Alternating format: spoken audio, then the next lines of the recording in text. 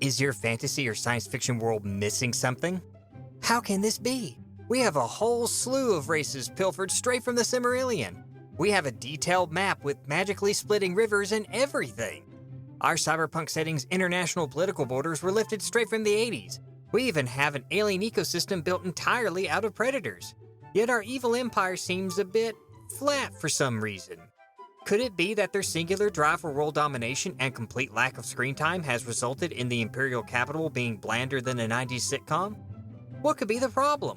Why is the chapter featuring the Wood Elves' tree homes duller than, well, a tree? What is missing? Wait, I know. We didn't build a culture for our fictional peoples. World building can be intimidating to those who don't spend every waking moment obsessing about it like I do.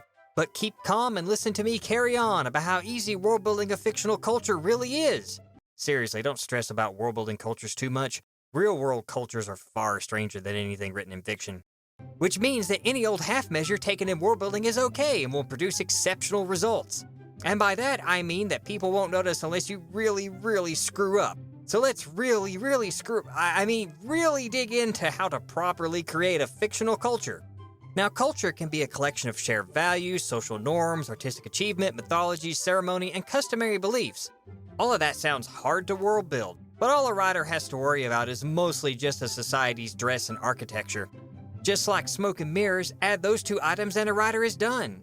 A reader won't notice characters from the far future using modern-day slang if we dress them up in funny hats and have them live in fractal-shaped houses. Our future society has technology completely different from modern day, but their culture should still share the same values and taboos as our own. Or maybe they only have hyperdrive and everything else is just absolutely the same because access to the huge vastness of the void between stars will change nothing about a society's perspective.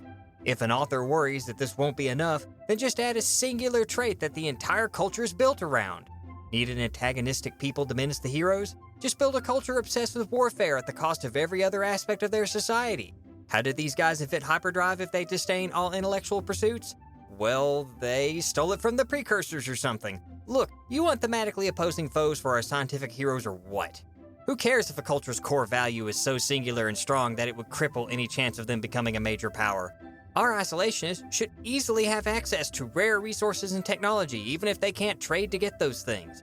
Don't worry about trying to compensate for these cultural weaknesses in interesting ways. We could, for example, give our isolationist people an untouchable diplomatic caste who has to deal with outsiders, but whose specialized expertise has resulted in the ascension of the very people who shun them. Wait, that's dumb. I have an even better idea. Let's make them all evil instead. A society built entirely around worshiping evil, torture, and death should function incredibly well. I bet a culture devoted to destruction is very good at building the infrastructure needed to wage endless war.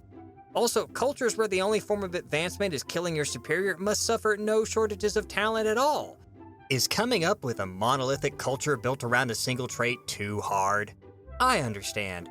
Thinking up that one trait can be really difficult. Thankfully, a writer need not stress themselves out over putting the most minuscule amount of creativity into world-building a culture when an author can simply steal one directly from the real world. Just borrow a contemporary or historical culture and transplant them directly into a fantasy world or the far future, completely ignoring the environmental conditions and historical context that shaped that culture in the first place. Don't worry, I'm not suggesting we actually read about the real culture before pilfering it. Nah. Simply changing the name will dodge all accusations of appropriation, or at the very least it will hold up in court. A writer need not worry about stealing another culture's symbols because a proper author should be too lazy to use symbols in their fictional cultures in the first place. No need for rich heraldry, clever mottos, or emblems designed for instant recognition of a culture's history or values. I suppose we could make a flag. Just slap some random shapes on there and done. Wait, I have another great idea. Let's over-design our symbols. Nothing like having so much crap on a flag that it becomes unrecognizable. Nor should a writer worry about over-designing a culture as well. This never becomes a problem when an author becomes enamored with a culture to the point where they remove all flaws and have it represent what they believe an ideal society is. Yes, that never gets on anyone's nerves, even when the people of the author's personal utopia constantly educate the protagonist, and thus the reader, on their superior ways, especially when the idealistic pure republic of Mary Sue is ideologically opposed by the evil empire of Straw Monopolis. Immersing the reader into a fictional world can't be done by showing how society handles disease, how do they regard personal hygiene, what does their diet consist of, what kind of natural resources do they have access to, how said resources influence technology, how does environment shape their beliefs, how do their values differ from my own, what are this culture's taboos, what values does this culture hold that not all of its members live up to, is their society stagnant or is it in the middle of a transformation? Could it be that things I had assumed were default human nature were in fact merely a cultural perspective not shared by every human society? Studying real-world cultures can truly open one's eyes to the complexity of human behavior and enrich a writer's worldview. Which is really bad because that might accidentally happen to the reader as well and throw their fragile perspectives into chaos. Which brings into question how an author should handle controversial subjects on world building like a culture's religion or view on gender roles. Well, you're on your own because I am not touching that on YouTube. I'd like to give a shout out to the wonderful people at Calliope Writing Coach for featuring me on their awesome podcast. We talk about how I got my start in writing and a bit about the origin of terrible writing advice. Link is in the description below. I would also like to thank everyone who subscribed and left ratings and comments. Those are always appreciated. And I hope to see you in the next chapter.